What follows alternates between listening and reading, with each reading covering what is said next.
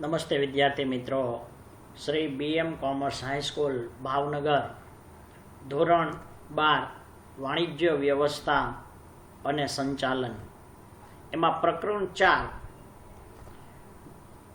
વ્યવસ્થા તંત્રનો આપણે અભ્યાસ કરતા હતા. આજે આપણે વ્યવસ્થા તંત્રની અંદર આગળ વ્યવસ્થા તંત્રની પ્રક્રિયા વિશે અભ્યાસ કરીશું. ઓર્ગેનાઇઝિંગ પ્રોસેસ એના આપણે મુદ્દાઓ જોશું. સામાન્ય રીતે વ્યવસ્થા તંત્રની રચના એ એક વૈજ્ઞાનિક પ્રક્રિયા છે, એ એક વૈજ્ઞાનિક અભિગમ છે. મનસ્વી રીતે રચાયેલું વ્યવસ્થા તંત્ર લાંબો સમય ટકી શકે નહીં. એટલે કે અયોગ્ય રીતે મનસ્વી રીતે જે વ્યવસ્થા તંત્ર જો રચવામાં આવે તો એ લાંબો સમય ટકી ન શકે. એટલા માટે કે વ્યવસ્થા તંત્ર ઉપર જ આખા એકમનો આધાર હોય છે. દરેક જે કોઈ પણ ધંધાકીય એકમમાં જે કાર્ય કરવામાં આવે એ કાર્યનો આધાર વ્યવસ્થા તંત્ર ઉપર રહેલો હોય છે. અને તેથી મનસ્વી રીતે અથવા તો અયોગ્ય રીતે જે વ્યવસ્થા તંત્ર રચવામાં આવે તે લાંબો સમય ટકી શકે નહીં. અને તેવી રીતે રચાયેલ વ્યવસ્થા સાથે એકમ ધીમે ધીમે નાશ પામે. એટલે યોગ્ય અસરકારક વ્યવસ્થા તંત્ર ન રચવાને કારણે એકમ ધીમે ધીમે નાશ પામે તેવું બની શકે. પીટર ડ્રક્કરે જણાવ્યા મુજબ તમે અહીંયા જોઈ શકો છો કે અહીંયા જે ફોટોગ્રાફ્સ આપેલા છે એમાં પીટર ડ્રક્કરના ફોટોગ્રાફ્સ છે. આ પીટર ડ્રક્કર છે અને તે જો અહીંયા એક વિધાન પણ આપેલું છે. પીટર ડ્રક્કરનું એક વિધાન આપેલું છે, યોजना केवल अच्छे इरादे है जब तक कि उन्हें तुरंत कड़ी मेहनत में ना बदला जाए. એટલે એમ એક વિધાન છે કે યોજના એક સારો ઈરાદો છે, પરંતુ જ્યાં સુધી એને મહેનત એમાં લગાવવામાં ન આવે ત્યાં સુધી યોજના સફળ થતી નથી. અહીંયા પીટર ડ્રક્કર એમ કહે છે કે વ્યવસ્થા તંત્રની રચના દ્વારા કાર્ય કારણનો સંબંધ પ્રસ્થાપિત થાય છે. એટલે કે કાર્ય કારણનો સંબંધ બહુ મહત્વનો છે. કોઈ પણ ધંધાકીય એકમની અંદર જે કાંઈ કાર્ય કરવામાં આવે છે એની પાછળ કોઈ કારણ રહેલું હોય છે. એટલે આખા વ્યવસ્થા તંત્રને જુદા જુદા વિભાગમાં વહેંચવામાં આવે. જુદા જુદા હોદ્દાઓ સામાન્ય રીતે હોદ્દાઓ નક્કી કરવામાં આવે. જુદા જુદા કાર્યોની સોંપણી જુદા જુદા વ્યક્તિઓને કરવામાં આવે. એની પાછળનું મુખ્ય કારણ કાર્યકારણનો સંબંધ છે. અને વ્યવસ્થા તંત્રની રચનાની અંદર કાર્યકારણનો સંબંધ ખૂબ મહત્વનો છે. અને તેથી તેની રચના યોગ્ય ઢબે થવી જોઈએ, યોગ્ય રીતે વ્યવસ્થા તંત્રની રચના થવી જોઈએ. એટલે વ્યવસ્થા તંત્રની રચના કરતી વખતે આપણે વિવિધ તબક્કાઓ ક્રમિક રીતે અનુસરવા પડે. એટલે જુદા જુદા પ્રકારના જે તબક્કાઓ છે એ તબક્કાઓ આપણે ક્રમિક રીતે અનુસરવા પડે. દાખલા તરીકે કાર્ય જૂથની યાદી તૈયાર કર્યા વગર કાર્યનું વિભાગીકરણ થઈ શકે નહીં. માનો કે પહેલાં આપણે કાર્ય જૂથની યાદી તૈયાર કરવી પડે અને પછી કાર્યનું વિભાગીકરણ કરવું પડે. એટલે કાર્યનું વિભાગીકરણ ધ્યાનમાં લીધા વગર વિભાગીય હોદ્દાઓ અને લાયકાત નક્કી ન થઈ શકે. એટલે કાર્યનું વિભાગીકરણ જો ધ્યાનમાં લેવામાં ન આવે તો વિભાગીય હોદ્દા અને લાયકાત એ નક્કી થઈ શકે નહીં. અને તેથી વ્યવસ્થા તંત્રની રચના કરવા માટે દરેક ધંધાકીય એકમે ચોક્કસ પ્રકારની પ્રક્રિયા અનુસરવી પડે. એટલે દરેક ધંધાકીય એકમે સામાન્ય રીતે વ્યવસ્થા તંત્રની રચના કરવા માટે યોગ્ય પ્રક્રિયા અનુસરવી પડે. અને એ પ્રક્રિયાના તબક્કાઓનો અભ્યાસ આપણે કરવાનો છે. એટલે વ્યવસ્થા તંત્રની રચનાની જે પ્રક્રિયા છે એ પ્રક્રિયાના તબક્કાઓ આપણે જોવાના છે. હેતુઓની સ્પષ્ટતા, કાર્યોની યાદી, કાર્યોનું વિભાગીકરણ, વિભાગીય હોદ્દા અને લાયકાતો નક્કી કરવી, સત્તા અને ફરજોની સોંપણી, આંતર સંબંધોની સ્થાપના, વ્યવસ્થા તંત્રનો નકશો તૈયાર કરવો. તો આવા વ્યવસ્થા તંત્રની પ્રક્રિયાના જે તબક્કાઓ છે એ 7 તબક્કાઓનો આપણે વિગતે અભ્યાસ કરીએ. હેતુઓની સ્પષ્ટતા. તો પહેલો તબક્કો હેતુઓની સ્પષ્ટતા. મિત્રો, જ્યાં કોઈ પ્રક્રિયા હોય એ તબક્કાવાર થતી હોય અને માટે એ પ્રક્રિયા ક્રમિક રીતે તબક્કાવાર થતી હોય, એટલે એના મુદ્દાઓ તમે જ્યારે લખો ત્યારે એ ક્રમિક રીતે લખાવા જોઈએ. તો પહેલું હેતુઓની સ્પષ્ટતા.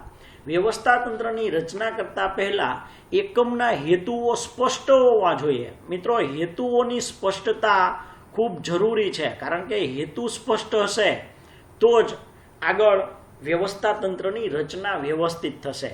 અને ધંધાકીય એકમની અંદર જે એકમના મુખ્ય અને ગૌણ હેતુઓ ને આધારે સમગ્ર વ્યવસ્થા તંત્રનું માળખું ઘડવામાં આવે છે.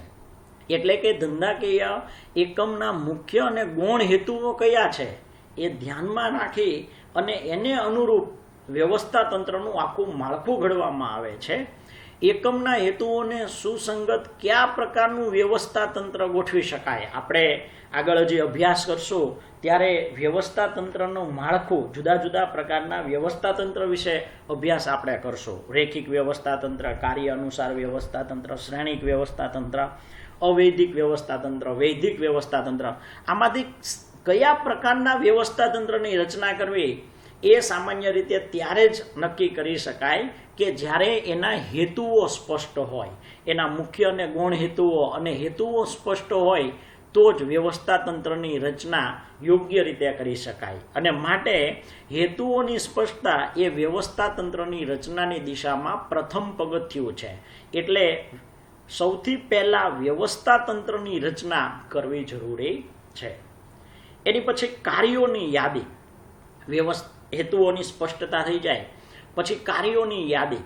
સામાન્ય રીતે હેતુઓની સ્પષ્ટતા કર્યા પછી હેતુઓ સિદ્ધ કરવા માટે વ્યવસ્થા તંત્રીય માળખા દ્વારા કયા કયા કાર્ય કરવા પડશે તેની એક યાદી તૈયાર કરવામાં આવે છે.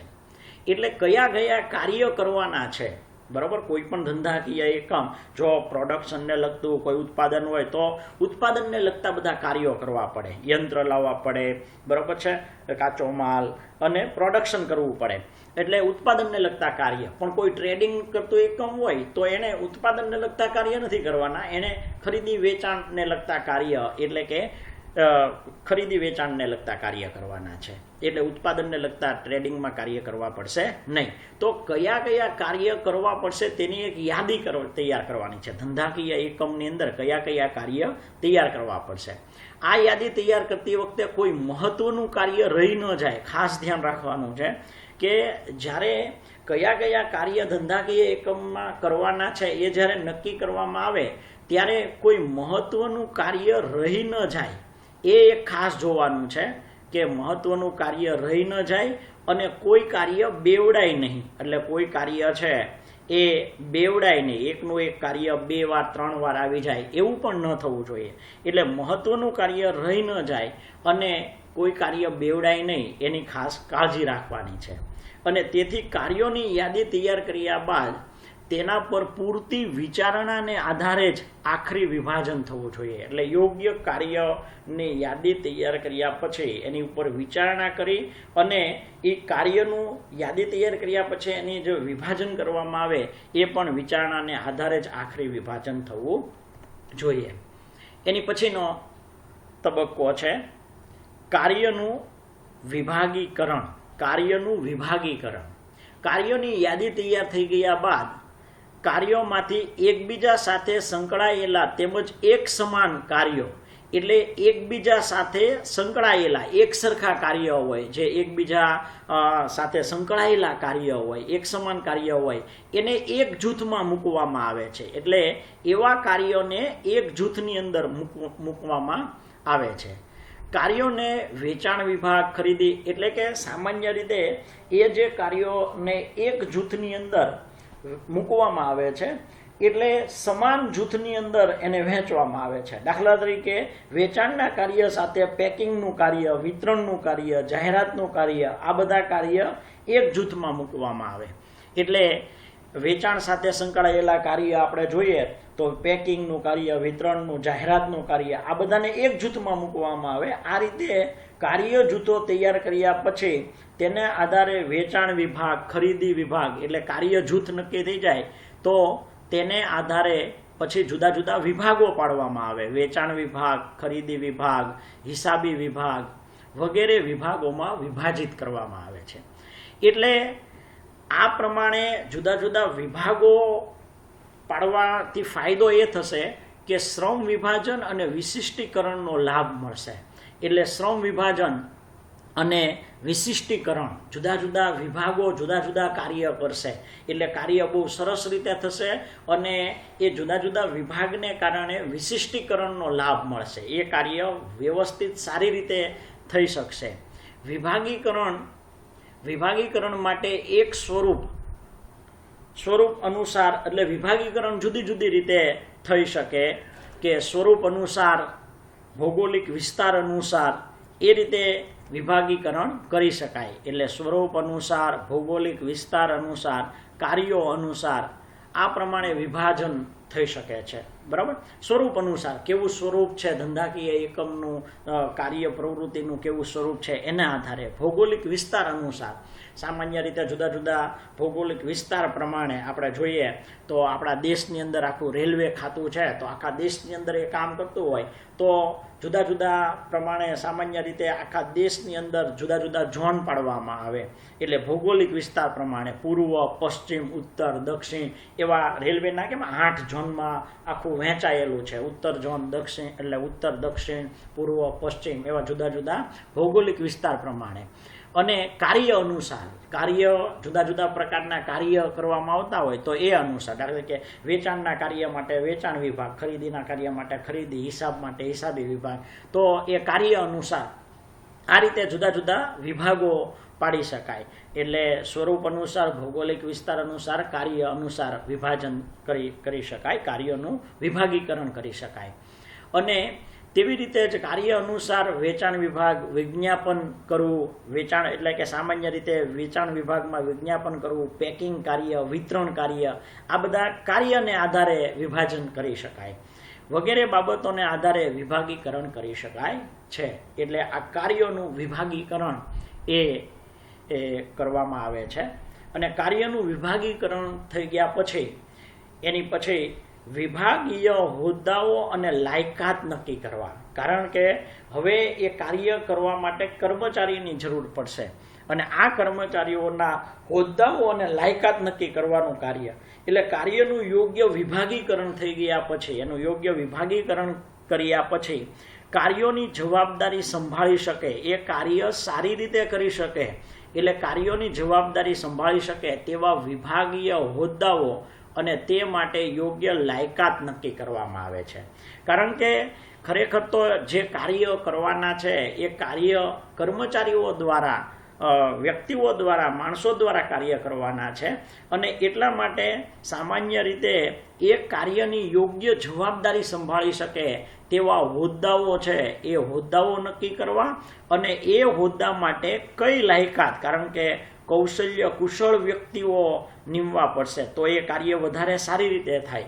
એટલે નિપુણ વ્યક્તિઓ, કૌશલ્યવાળા અને પોતાના ક્ષેત્રમાં આગવું સ્થાન ધરાવતા હોય, બરાબર છે, એવા નિપુણ વ્યક્તિઓ મેળવવા માટે યોગ્ય લાયકાત નક્કી કરવી પડશે. એટલે હોદ્દાઓ અને લાયકાતો નક્કી કરવામાં આવે છે. દાખલા તરીકે વેચાણ વિભાગ માટે વેચાણ અધિકારી, તો જે વેચાણ વિભાગનું કામ સંભાળતા હોય એને એના ક્ષેત્રનું પૂરું જ્ઞાન હોવું જોઈએ. એટલા માટે વેચાણ અધિકારી અને વિભાગીય વડાના હાથ નીચે અન્ય હોદ્દાઓ કે સ્થાન ઊભા કરવાનું કાર્ય પણ આ તબક્કે કરવામાં આવે છે. એટલે નીચેના જે હોદ્દાઓ હોય, મુખ્ય હોદ્દાઓ અને તાબેદારોના હોદ્દાઓ પણ નક્કી કરવામાં આવે છે. આ રીતે વિભાગીય હોદ્દાઓ અને લાયકાતો નક્કી કરવામાં આવે છે. એની પછી સત્તા અને ફરજની સોંપણી. તો સત્તા અને ફરજની સોંપણી, સામાન્ય રીતે સત્તા અને ફરજની સોંપણી વિભાગીય હોદ્દાઓ, પેટા વિભાગીય હોદ્દાઓ અને લાયકાત નક્કી થઈ ગયા પછી દરેક વિભાગીય અધિકારી તેમની ફરજો સફળતાપૂર્વક પાર પાડી શકે.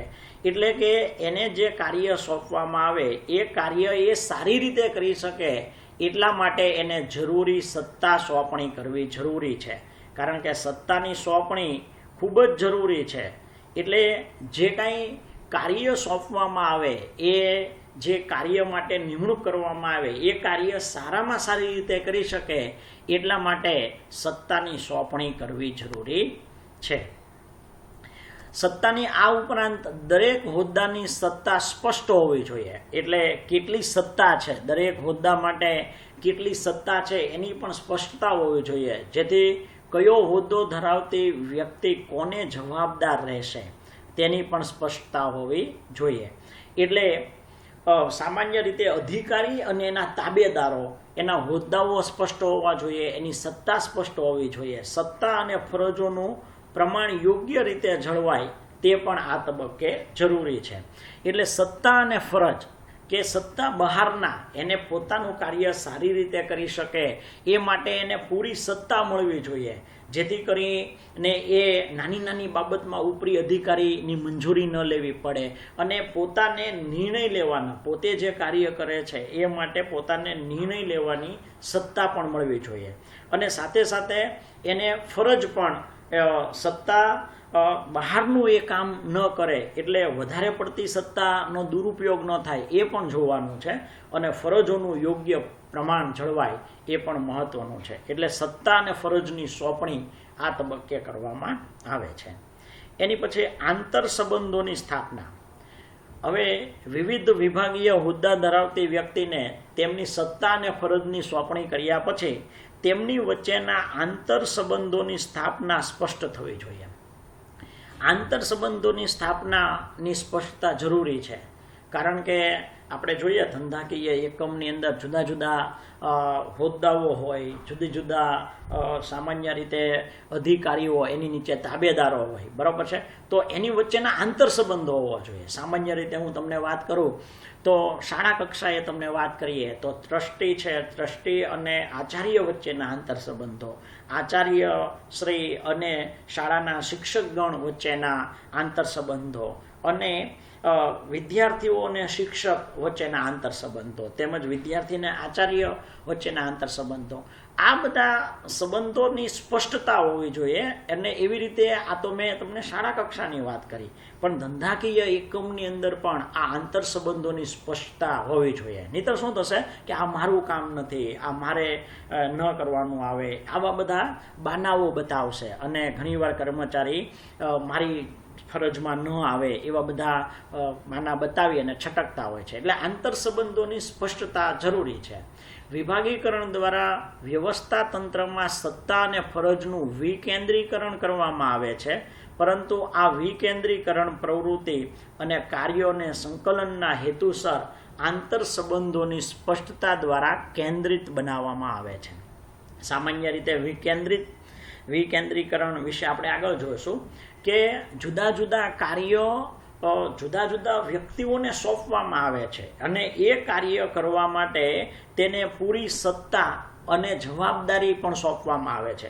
એટલે શું થશે કે જે ધંધાકીય એકમની અંદર જે વિશાળ પ્રમાણમાં ઘણા બધા કાર્યો કરવાના છે એ બધા કાર્યોની વહેંચણી થશે, સત્તા અને જવાબદારીની સોંપણી થશે અને એ દ્રષ્ટિએ એ કાર્ય કે પ્રવૃત્તિનું આમ વિકેન્દ્રીકરણ થશે. દરેકને સોંપવામાં આવશે. દરેક વિભાગના અધિકારી પોતાના વિભાગ માટે નિર્ણય લેવા માટે, કાર્ય કરવા માટે, પોતાની સૂઝબૂછથી કાર્ય કરવા માટે એને છૂટ હોય છે અને સત્તા આપવામાં આવે છે, એટલે એ પોતાની જવાબદારી સારી રીતે અદા કરી શકે. એટલે વિકેન્દ્રીય પ્રવૃત્તિ અને કાર્યોને સંકલનના હેતુસર આંતર સંબંધોની સ્પષ્ટ દ્વારા કેન્દ્રિત કરવામાં આવે છે. એટલે આંતર સંબંધોની સ્પષ્ટતા જરૂરી છે, બરાબર.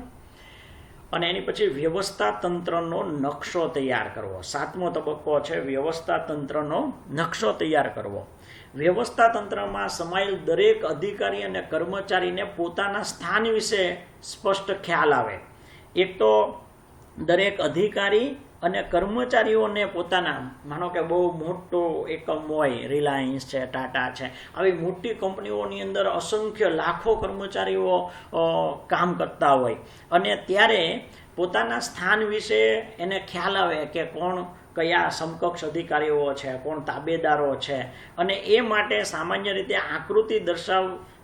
આકૃતિ સ્વરૂપે વ્યવસ્થા તંત્રનો ચાર્ટ કે નકશો એક તૈયાર કરવામાં આવે છે. એટલે વ્યવસ્થા તંત્રનો ચાર્ટ કે નકશો બનાવવામાં આવે છે અને એકમમાં કામ કરતા દરેક કર્મચારી તે જોઈ શકે. એટલે દરેક કર્મચારી તો તે જોઈ શકે, પણ માનો કે બહારથી આવનાર કોઈ વ્યક્તિ હોય તો એ વ્યક્તિને પણ કોઈ અધિકારીને મળવું હોય, કોઈ જુદા જુદા વિભાગમાં કામ કરવું, કયા વિભાગનું એને કામ છે એને સરળતાથી ખ્યાલ આવી જાય એટલા માટે એક નકશો તૈયાર કરવામાં આવે છે અને આ નકશો સામાન્ય રીતે નોટિસ બોર્ડ પર મૂકવો જોઈએ.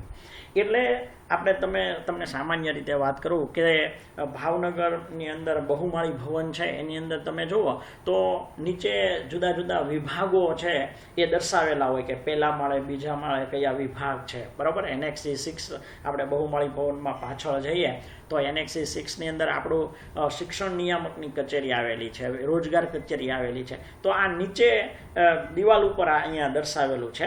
તો એવી રીતે ધંધાકીય એકમની અંદર આવો નકશો તૈયાર હોય કે જેથી કરીને અધિકારીને કર્મચારીના સ્થાન વિશે, એના હોદ્દા વિશે ખ્યાલ આવે. તમે ઘણીવાર અમુક કંપનીમાં કે એકમમાં જાઓ તો મુખ્ય અધિકારીને મળવું હોય તો સામાન્ય રીતે એની ચેમ્બરની બહાર એનું નામ, એનો હોદ્દો એ લખેલો હોય છે, બરાબર. અને ઘણીવાર નોટિસ બોર્ડ ઉપર સામાન્ય રીતે આખા એકમના નોટિસ બોર્ડ ઉપર એ એકમનો નકશો છે એ નકશો પણ મૂકવામાં આવતો હોય છે, જેથી કરીને કર્મચારીના સ્થાન વિશે અને બહાર આવનાર વ્યક્તિને પણ ખ્યાલ આવે. એટલે વ્યવસ્થા તંત્રનો નકશો તૈયાર કરવો. હવે આપણે વ્યવસ્થા તંત્રનું માળખું, તો વ્યવસ્થા તંત્રના માળખા વિશે આપણે ચર્ચા કરશું. વ્યવસ્થા તંત્રનું માળખું, સ્ટ્રક્ચર ઓફ ઓર્ગેનાઇઝેશન. અસરકારક સંચાલન માટે આદર્શ વ્યવસ્થા તંત્ર ઉપર ભાર મૂકવામાં આવ્યો છે. સામાન્ય રીતે યોગ્ય વ્યવસ્થા તંત્ર માટે, અસરકારક વ્યવસ્થા તંત્ર માટે, એક આદર્શ વ્યવસ્થા તંત્ર માટે વ્યવસ્થા તંત્ર હોવું જોઈએ. અને વ્યવસ્થા તંત્રનું માળખું એ વ્યવસ્થા તંત્રના પ્રકારો દર્શાવે છે. એટલે વ્યવસ્થા તંત્રનું માળખું કેવા પ્રકારનું વ્યવસ્થા તંત્ર છે એ સામાન્ય રીતે વ્યવસ્થા તંત્રનું માળખું એ વ્યવસ્થા તંત્રના પ્રકારો દર્શાવે છે. ધંધાકીય એકમના સ્વરૂપ, કદ અને જવાબદારીઓના વિભાગીકરણને આધારે વ્યવસ્થા તંત્રનો પ્રકાર નક્કી થાય છે કે ધંધાકીય એકમનું સ્વરૂપ કયું છે, એનું કદ કેટલું છે, બરાબર. ધંધાકીય એકમ નાનું છે, મોટું છે, એકાકી છે, ભાગીદારી છે કે કંપની સ્વરૂપ છે, એનું કદ અને જવાબદારીઓના વિભાગીકરણ ને આધારે વ્યવસ્થા તંત્રનો પ્રકાર નક્કી કરવામાં આવે છે. તો આપણે જુદા જુદા વ્યવસ્થા તંત્ર વિશે અભ્યાસ કરશું અને એની અંદર રૈખિક વ્યવસ્થા તંત્ર, પછી કાર્ય અનુસાર વ્યવસ્થા તંત્ર, વૈદિક વ્યવસ્થા તંત્ર, અવૈદિક વ્યવસ્થા તંત્ર અને શ્રેણિક વ્યવસ્થા તંત્ર. આ વ્યવસ્થા તંત્ર વિશે હવે આપણે વિગતે અભ્યાસ કરવાનો છે. તો એની અંદર પહેલું રૈખિક વ્યવસ્થા તંત્ર, લાઇનિયર ઓર્ગેનાઇઝેશન, રૈખિક વ્યવસ્થા તંત્ર. તો રૈખિક વ્યવસ્થા તંત્ર આપણે કોને કહેશું? સામાન્ય રીતે રૈખિક વ્યવસ્થા તંત્ર એ વ્યવસ્થા તંત્રનો સૌથી પ્રાચીન અને સરળ પ્રકાર છે. એટલે આ પ્રકારનું વ્યવસ્થા તંત્ર ખૂબ વર્ષોથી ચાલી આવે છે. સૌથી સરળ આ પ્રકાર છે. કેટલાય વર્ષોથી લશ્કરમાં તેનો ઉપયોગ થતો આવ્યો છે. સામાન્ય રીતે લશ્કરની અંદર આ રૈખિક વ્યવસ્થા તંત્રનો ઉપયોગ થતો આવ્યો છે અને તેથી તેને લશ્કરી વ્યવસ્થા તંત્ર તરીકે પણ ઓળખવામાં આવે છે અને લશ્કરી વ્યવસ્થા તંત્ર તરીકે પણ તેને ઓળખવામાં આવે છે. આ પ્રકારના વ્યવસ્થા તંત્રમાં સત્તાનું કેન્દ્રીકરણ ઉચ્ચ સપાટીએ થયેલું હોય. એટલે સામાન્ય રીતે સત્તાનું કેન્દ્રીકરણ ઉચ્ચ સપાટીએ થયેલું હોય.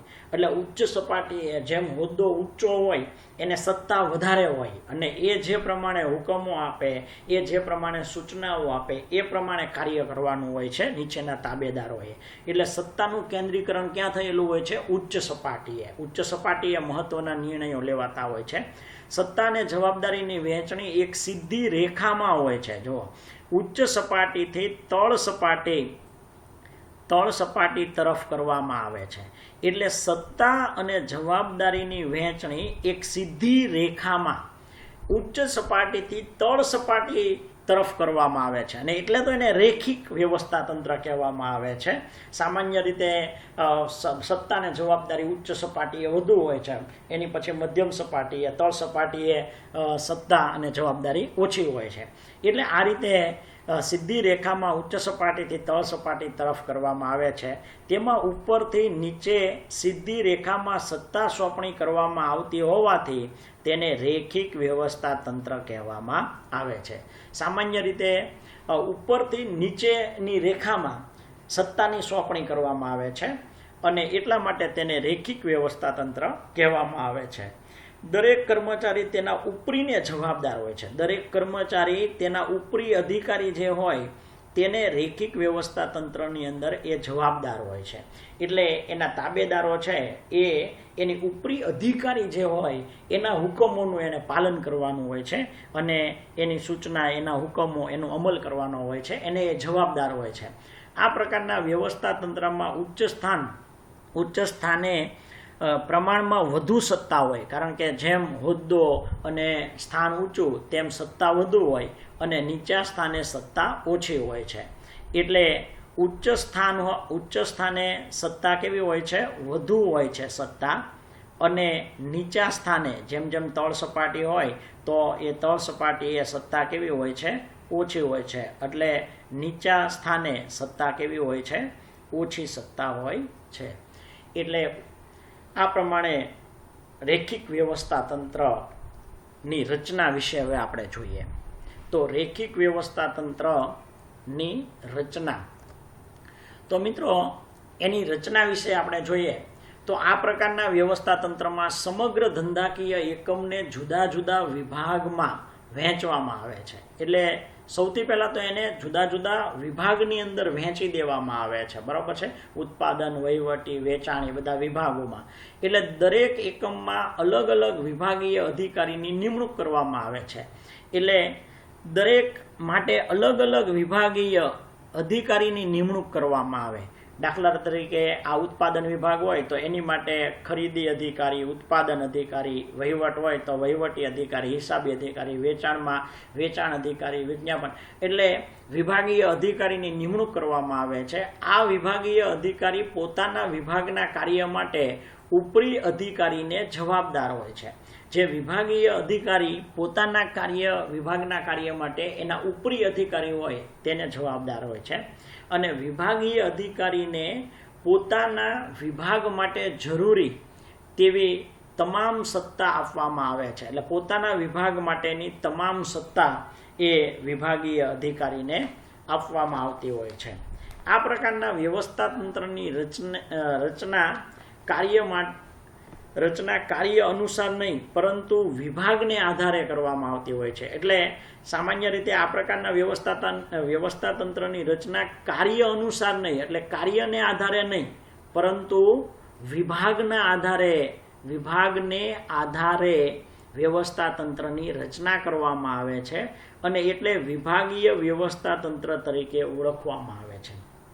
એટલે રેખિક વ્યવસ્થા તંત્ર ને વિભાગીય વ્યવસ્થા તંત્ર તરીકે ઓળખવામાં આવે છે એટલા માટે કે એમાં કાર્ય અનુસાર નહીં પણ વિભાગને ધ્યાનમાં રાખી અને એની રચના કરવામાં આવી છે. એટલા માટે વિભાગીય વ્યવસ્થા તંત્ર તરીકે પણ ઓળખવામાં આવે છે. હવે આપણે એને રચના વિશે આપણે વધારે વિગત મેળવીએ. જુઓ, અહીંયા તમને ચાર્ટ આપેલો છે.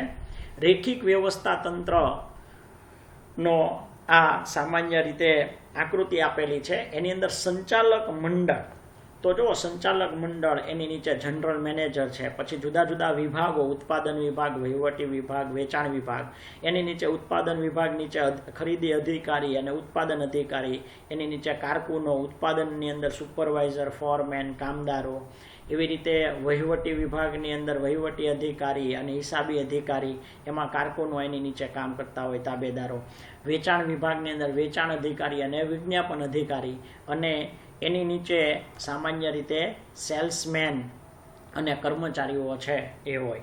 તો આપણે એની રચના વિશે વિગતે સમજ મેળવીએ. આ પ્રકારની વ્યવસ્થા તંત્રની અંદર સર્વોચ્ચ સત્તા સંચાલક મંડળ પાસે હોય. એટલે આ સંચાલક મંડળ પાસે સર્વોચ્ચ બધી જ સત્તા છે એ સંચાલક મંડળ પાસે હોય, અને નીતિ વિષયક નિર્ણયો આ સંચાલક મંડળો લઈ શકે. એટલે મહત્વના અને એકમના અસરકારક નીતિ વિષયક નિર્ણયો સંચાલક મંડળ લે છે, કારણ કે સર્વોચ્ચ સત્તા તેમની પાસે છે. સંચાલક મંડળ પાસેથી જરૂરી સત્તા, એટલે સંચાલક મંડળ પાસેથી જરૂરી સત્તા છે એ કોની પાસે આવે છે? જનરલ મેનેજર મેળવે. એટલે આ જનરલ મેનેજર સંચાલક મંડળ પાસેથી જરૂરી સત્તા એને મળે છે, અને તેનું સ્થાન મુખ્ય વહીવટી અધિકારી એટલે CEO, મુખ્ય વહીવટી અધિકારી CEO, ચીફ એક્ઝિક્યુટિવ ઓફિસર, બરાબર, મુખ્ય વહીવટી અધિકારી જેવું હોય છે. સંચાલક મંડળ પોતે લીધેલા નિર્ણયનો અમલ વિભાગીય અધિકારી પાસે કરાવે. એટલે જે સંચાલક મંડળ જે કાંઈ નિર્ણયો લે એ નિર્ણયનો અમલ આ જુદા જુદા વિભાગીય અધિકારી પાસે આ જનરલ મેનેજર દ્વારા કરાવવામાં આવે છે.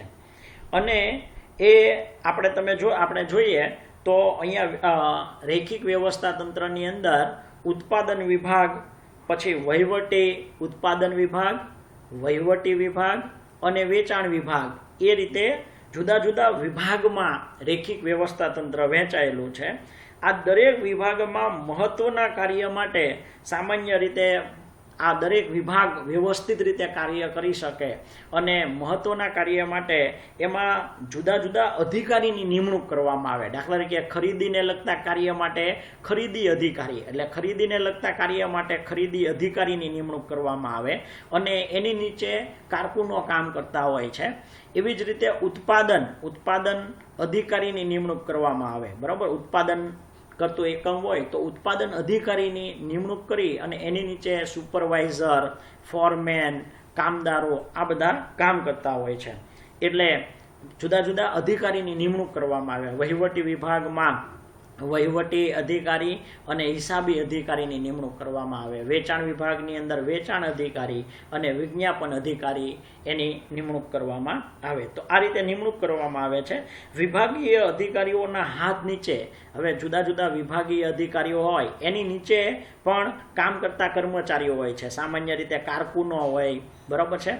કારકુનો, સેલ્સમેન, વેચાણ વિભાગની અંદર આ સેલ્સમેન અને કર્મચારીઓ હોય. એવી રીતે ઉત્પાદન વિભાગની અંદર સુપરવાઇઝર હોય, કારણ કે દરેક ઉત્પાદન થાય, કાર્ય વ્યવસ્થિત થાય છે કે નહીં એ જોવા માટે સુપરવાઇઝરો કામ કરતા હોય છે. ફોરમેન અને કામદારો કામ કરતા હોય છે. આ બધા કર્મચારીઓ કામ કરે છે. અને ફોરમેનના હાથ નીચે તમે જુઓ, ફોરમેનના હાથ નીચે કામદારો કામ કરે છે. એટલે કામદારો કોને સામાન્ય રીતે જવાબદાર હોય છે? ફોરમેન, અને ફોરમેન સુપરવાઇઝરને, અને સુપરવાઇઝર ઉત્પાદન અધિકારીને.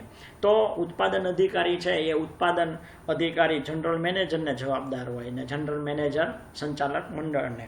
તો આ રીતે સામાન્ય રીતે આખું રૈખિક વ્યવસ્થા તંત્ર એ ઉપરથી નીચે તરફ સીધી રેખામાં એ સત્તા અને જવાબદારી વહેંચાયેલી હોય છે, અને માટે તેને રૈખિક વ્યવસ્થા તંત્ર કહેવામાં આવે.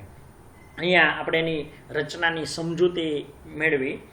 હવે આ પ્રકારનું રૈખિક વ્યવસ્થા તંત્રનું એક ઉદાહરણ આપણે જોઈએ. તો અહીંયા તમને એક રૈખિક વ્યવસ્થા તંત્રનું એક અન્ય વધારાનું ઉદાહરણ આપેલું છે. હાઉસિંગ બોર્ડ, એટલે ગુજરાત હાઉસિંગ બોર્ડ વહીવટી ચાર્ટ આપેલો છે. એટલે ગુજરાત હાઉસિંગ બોર્ડનો અહીંયા એક વહીવટી ચાર્ટ દર્શાવેલો છે. અમસ્તો તમને ખ્યાલ આવે.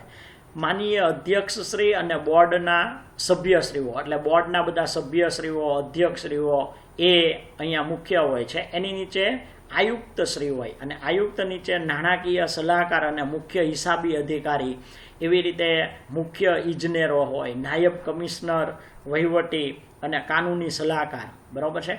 એવી રીતે એમાં નાણાકીય સલાહકાર અને મુખ્ય હિસાબી અધિકારી, એની નીચે હિસાબી અધિકારી 1, હિસાબી અધિકારી 2 અને મુખ્ય ઇજનેરની અંદર કાર્ય પ્લાનિંગ, પછી અધિક્ષક તપાસ માટે સિનિયર આર્કિટેક્ટ હોય, અધિક્ષક ઇજનેર 1, અધિક્ષક ઇજનેર 2, એની નીચે પણ કાર્યપાલક ઇજનેર, જુદા જુદા જો વિભાગો હોય તો અમદાવાદ, વડોદરા, બરાબર છે, એની નીચે સુરત, રાજકોટ કાર્યપાલક ઇજનેર કામ કરતા હોય. અને અધ્યક્ષ નીચે તપાસ માટેના અધ્યક્ષ અને QC, એવી રીતે જુદા જુદા ઇલેક્ટ્રિક અને ડેટા સેન્ટર જુદા જુદા કામ કરતા હોય. એની નીચે નાયબ કમિશનર શ્રી, એની નીચે વહીવટી અધિકારી, સચિવ છે, મદદનીશ આયુક્ત, MIS ખાતાકીય તપાસ અધિકારી, બરાબર, મદદનીશ આયુક્તની નીચે જાગીર વ્યવસ્થાપક, જુદા જુદા વિસ્તારો પ્રમાણે હોય તો અમદાવાદ, સુરત, રાજકોટ, વડોદરા, આ રીતે સામાન્ય રીતે આ પ્રકારે એક તમને રેખિક વ્યવસ્થાતંત્રનો એક ચાર્ટ ગુજરાત હાઉસિંગ બોર્ડનો દર્શાવેલો છે. આપણે રેખિક વ્યવસ્થાતંત્રની રચના વિશે જે સમજ્યા એ રચના વિશે અહીંયા વાત કરેલી છે. એકવાર જોઈ લઈએ. રેખિક વ્યવસ્થાતંત્રમાં સર્વોચ્ચ સત્તા સંચાલક મંડળ પાસે હોય છે, જે મેં તમને સમજાવ્યું એ જ છે. ફરીવાર એકવાર અહીંયા આપણે જોઈ લઈએ કે સર્વોચ્ચ સત્તા સંચાલક મંડળ પાસે હોય છે અને જે નીતિ વિષયક નિર્ણયો લે છે તેમની પાસેથી સત્તા જનરલ મેનેજર મેળવે છે. જનરલ મેનેજરનું સ્થાન કેવું હોય છે? મુખ્ય વહીવટી અધિકારી જેવું. જે સંચાલક મંડળ દ્વારા લેવાયેલા નિર્ણયનો અમલ વિભાગીય અધિકારીઓ પાસે કરાવે છે. એટલે જનરલ મેનેજર આ જુદા જુદા વિભાગીય અધિકારીઓ, ખરીદી અધિકારી, ઉત્પાદન, આ વિભાગીય અધિકારીઓ પાસે કરાવે છે. એટલે અહીંયા જુદા જુદા ઉત્પાદન, વેચાણ, વહીવટી એમ વિભાગ, આપણને 3 વિભાગ આપેલા છે. દરેક વિભાગના મહત્વના કાર્યને આધારે ખરીદી, ઉત્પાદન અને વેચાણ અધિકારી જેવા અધિકારીઓ નિમાય છે, જેઓ પોતાના વિભાગ માટે સંપૂર્ણ જવાબદાર છે. એટલે જે અધિકારીઓ હોય છે એ અધિકારીઓ પોતાના વિભાગ માટે સંપૂર્ણ જવાબદાર છે. એટલે પોતાના વિભાગ માટેનું કામ માટે એ ખરીદી વિભાગ માટે આ ખરીદી અધિકારી, ઉત્પાદન માટે ઉત્પાદન, એ પોતાના વિભાગ માટે સંપૂર્ણ જવાબદાર છે. અધિકારીઓના હાથ નીચે સામાન્ય રીતે સુપરવાઇઝર, ફોરમેન, કારકુનો, આ બધા કર્મચારીઓ કામ કરતા હોય છે. ફોરમેનના હાથ નીચે કામદાર હોય છે, એટલે ફોરમેનના હાથ નીચે કામદાર હોય છે. જુઓ અહીંયા તમે જોઈ શકો છો કે ઉત્પાદન અધિકારી નીચે સુપરવાઇઝર, ફોરમેન, ફોરમેનના હાથ નીચે કામદારો છે એ ફોરમેનને જવાબદાર હોય. ફોરમેન સુપરવાઇઝરને, સુપરવાઇઝર ઉત્પાદન અધિકારીને, ઉત્પાદન અધિકારી જનરલ મેનેજરને અને જનરલ મેનેજર સંચાલક મંડળને. તો આ રીતે રેખિક વ્યવસ્થાતંત્રમાં સત્તા ઉચ્ચ સપાટીથી તળ સપાટી તરફ જાય છે અને જવાબદારી તળ સપાટીથી ઉચ્ચ સપાટી તરફ જાય છે. એટલે સત્તા ઉચ્ચ સપાટીએ વધુ હોય, તળ સપાટીએ ઓછી હોય છે. અને જવાબદારી શું હોય છે? તળ સપાટીથી ઉચ્ચ સપાટી તરફ જાય. કારણ કે તળ સપાટી એ જે કામદારો હોય એ કોને જવાબદાર હોય છે? ફોરમેનને, ફોરમેનો સુપરવાઇઝરને, એ ઉત્પાદક અધિકારીને. એટલે જવાબદારી છે એ તળ સપાટીથી ઉચ્ચ સપાટી તરફ જાય છે અને સત્તા ઉચ્ચ સપાટીથી તળ સપાટી તરફ જાય છે. હવે આ પ્રકારનું વ્યવસ્થાતંત્ર ક્યાં અનુકૂળ છે? જે ધંધાકીય એકમમાં એકમનું કદ નાનું હોય, એક તો એકમનું કદ નાનું હોય, એકમ નાનું હોય અને કાર્યક્ષેત્ર મર્યાદિત હોય. એટલે એકમ નાનું હોય તો કાર્યક્ષેત્ર એનું કેવું હોય? મર્યાદિત હોય. એટલે જે ધંધાકીય એકમનું કદ નાનું હોય, કાર્યક્ષેત્ર મર્યાદિત હોય, તેમજ અંકુશ અને શિસ્તના પ્રશ્નો ઓછા હોય, તેવા એકમમાં રેખિક વ્યવસ્થાતંત્ર વધુ અનુકૂળ છે. એટલે એવા વ્યવસ્થાતંત્રની અંદર રેખિક વ્યવસ્થાતંત્ર વધારે અનુકૂળ છે.